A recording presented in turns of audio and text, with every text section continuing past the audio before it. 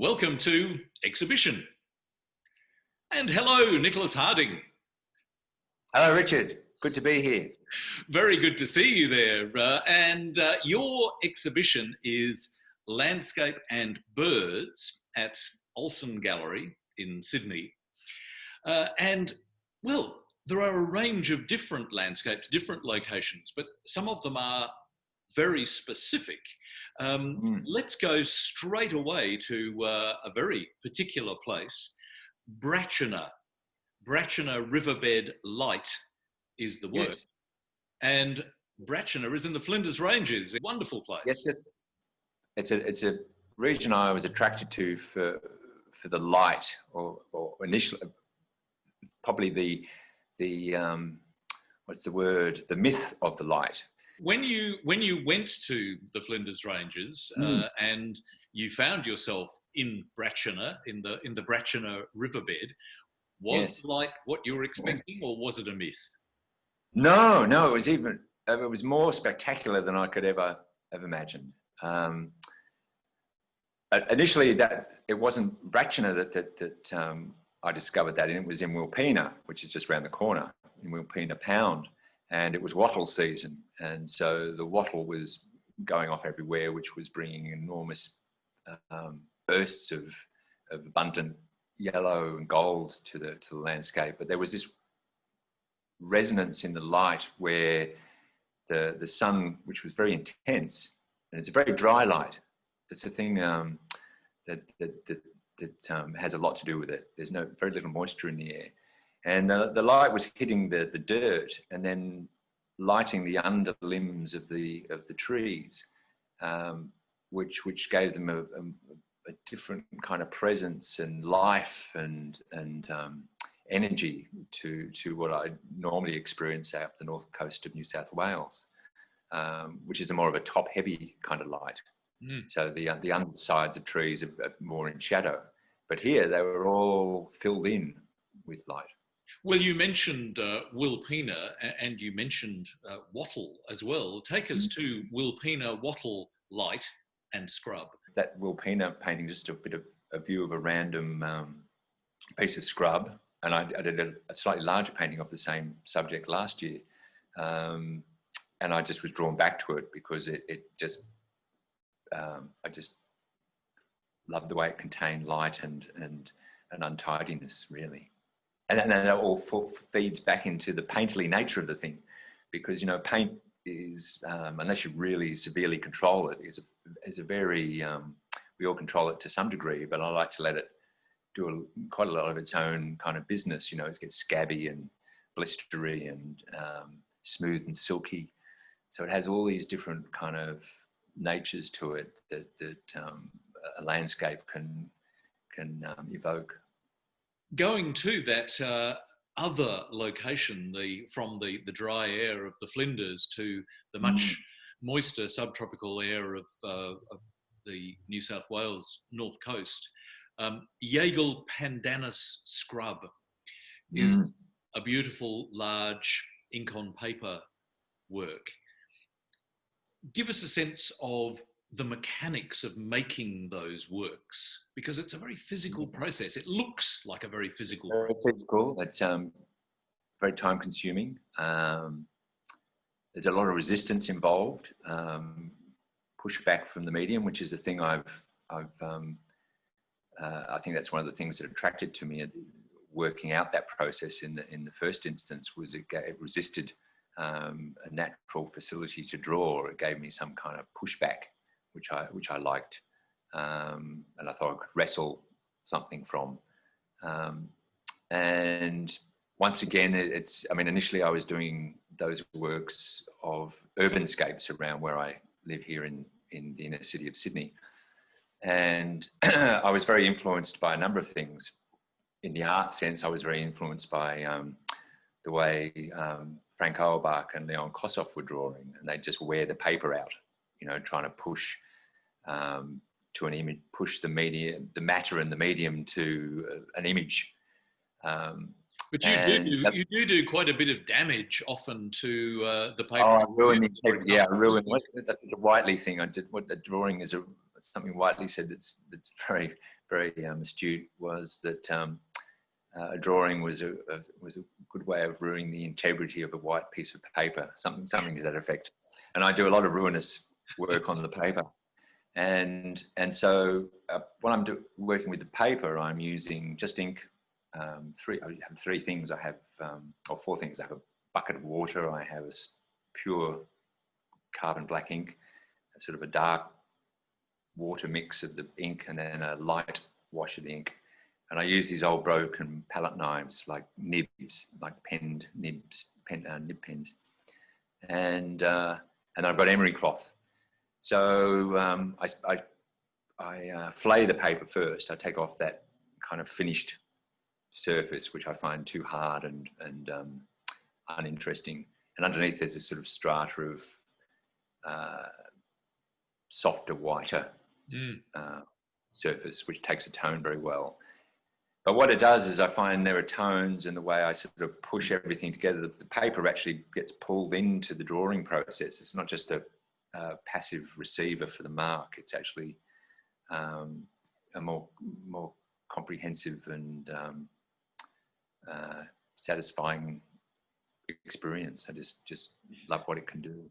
And keeping control of that, as you say, really quite vigorous, deliberately damaging, deliberately repairing the paper and the surface, and yet creating a very complex visual structure. And let's go to another work now, Wilpina, Ash and Water. Again, you've got this huge, complex set of natural structure. Yeah, driving me a bit crazy doing that one. Yeah. Well, so why? Why did it drive you crazy? Oh, it was a very complex, just a very complex subject, and I decided to sort of tip the picture plane so that the horizon pretty much disappears, which makes it a very dense viewpoint I was looking at. So there were a lot of aspects to sort out. How would you describe your relationship with the environments which you then represent in paint or ink? I want to remove myself a little bit from the landscape, because it becomes an artificial thing back in the studio. It's as Degas said, art is artificial, and it becomes a lot about problem solving, but a lot of it is about trying to bring something back into my presence, bring its presence back into me. If I really took it back to ground zero for why do I paint? Why do I bother trying to make these images?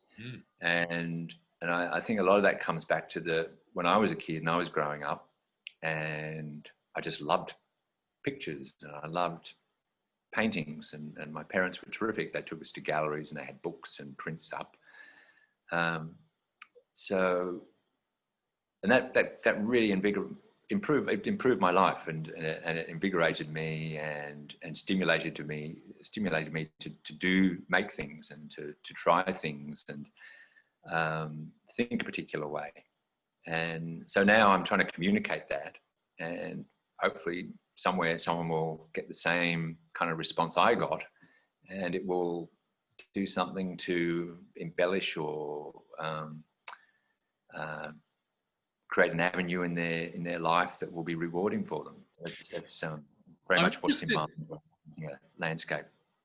I'm interested in that sense of you being in the studio and having set yourself a problem, as you referred to it a little earlier. And with something like the work Wilpina Wattle and Eucalypt's Sliding Rock, which is a massive work, 4 meters.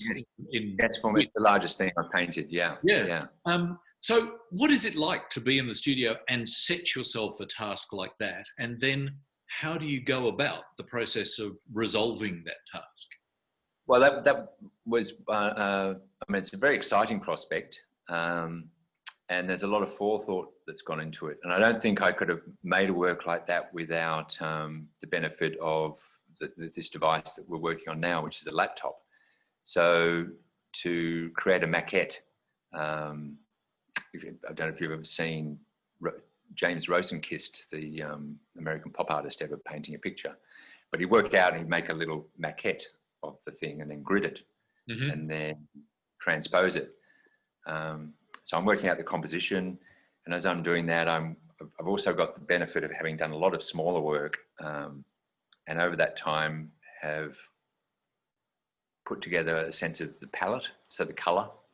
So I'm working with a limited range of colours, and each part of it becomes a very meditative process working on a big work like Sliding Rock, where I'm just working on one particular square, which might only be that sort of large, and I'm I tend to work in a large area, and then I'll probably get a little bit bored with that area, so I'll move down the other end and start working on that end. And sort of knowing, and things transform, things get sort of edited out. The paint will suggest things. So when I'm translating what I'm looking at as a color photograph into colored paint, the color will shift. Certain hues will assume a primacy that I know will work for the overall matrix of the composition. So does the paint, in a sense, become an active player in this equation? Oh, very active. And the reference material I have doesn't stay clean for long. So marks turn up on the maquette and the photograph maquette, and sometimes will obscure the actual photographic reference, but will suggest something, a plane of colour hitting a rock, or a shift of light coming through foliage. So all those things kind of trigger little responses that it's a very complex thing. I mean, this has been strongly influenced by looking at Hockney's work, for instance, and his use of computers to create very large works, and various technologies. So it's very much a sense of finding what's useful. So I'm not interested in painting a photograph. I'm interested in painting how it was to feel at Wilpina, but the photograph helps me get back there and helps me utilize the paint to that end. So when you decide on a piece of landscape that you do want to focus on, sometimes it seems as though that is almost an abstract composition. And I'm thinking, for example, Pallowa wattle, is really just the sense of the foliage and some branches crossing back and forth. How do you decide on what it is about the landscape that has caught your attention? Very hard to know. That's Tasmania. It's down in Tasmania for a number of reasons. Went there to judge an art prize, and then my sister has moved down there with her husband recently, so we went to visit them, and it was on the way to visit them. And it was a beautiful sunny day, and I'm always on the lookout for, I don't know what it is I'm looking. It's just something that takes my fancy or catches my eye, and it's not always useful. I'll get it back to the studio and go, well, I can't do anything with that. But this was just one particular spot, and the wattle was different to what I've been working with or recently, which is a very yellow wattle, and this was all very washed out, very pale. But it had the branches and the slim trunks of the trees were beautiful greys, and I'd actually intended to do a large painting for the show of that subject, and that was actually the first thing I painted for the show, that little work, and it was a way of coming to terms with a new palette, because it was I work with the same tubed colours, but the way they're put together is very much fired by what I'm painting, and I consider myself very, very lucky to be able to go into the studio every day and do that. I mean, it's a real it's really kind of special. And if I think too hard about what I do for a living, it's daft. It's just, it's coloured. I'm pushing coloured mud around a piece of cloth. I mean, with a old knife or something. It's just, it doesn't make any sense, which I kind of love too. We've spent quite a bit of time in the landscape, but of course the other half of the title of this exhibition is birds. And there are wonderful birds in the landscapes that you've created. Again, for you, what is the attraction of those native birds? Bird song is just extraordinary, and maybe it's when you go somewhere and there isn't any, you just understand just how just necessary bird song is. The warble of the currawong and the as opposed to say the black cockatoos kind of shriek and complaining.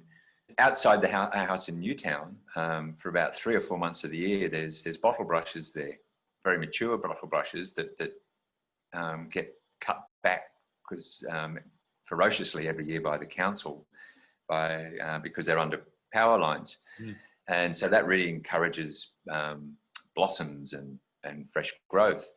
And for about 3 or 4 months of the year, you just get these rowdy mobs of lorikeets coming in, and they're right outside the bedroom window. And most mornings you're woken by them.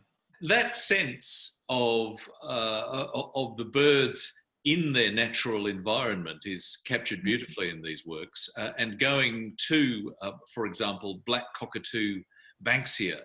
You see, that's a very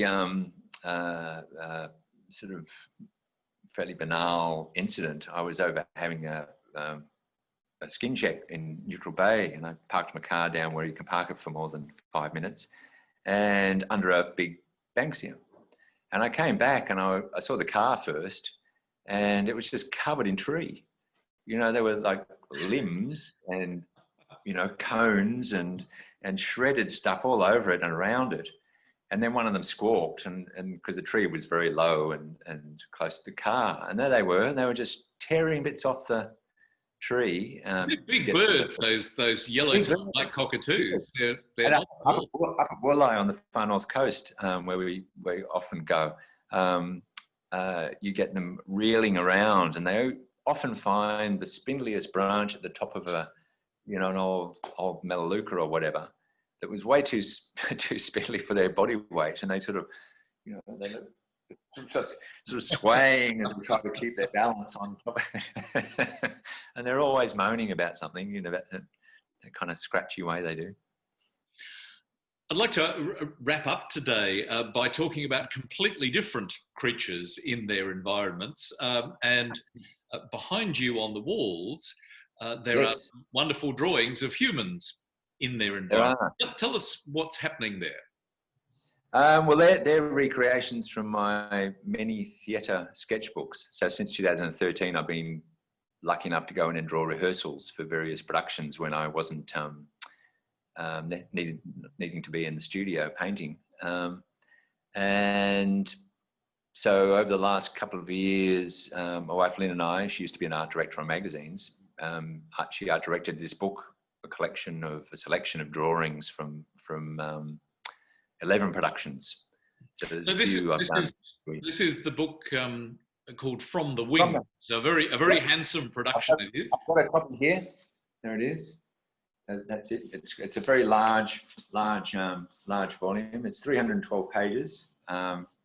It's limited edition, 500 copies, and it took a little bit longer to produce than we thought because we sent it off to the printers in China in November, expecting 3 months to be the normal, and it arrived about a month ago because, of course, they had quarantines and lack of staff and all sorts of things going on up there. But they've done a marvellous job, and so after this exhibition of landscape and birds, in the small space at the main Olsen Gallery, we're doing a book launch and exhibition of about 100 recreations of the drawings and a couple of small bronzes that I've done based on Hugo weaving in Endgame.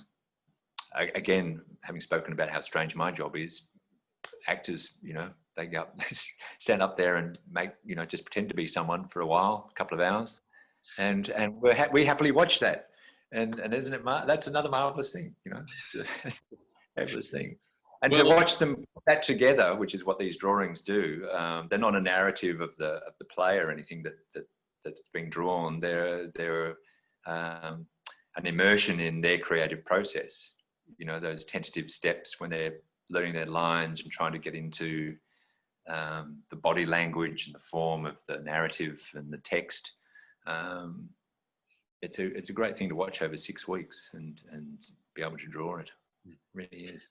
Well, it's been a marvellous thing to be able to talk about your work and to hear you share this exhibition with us. So, Nicholas Harding, thanks very much for doing that.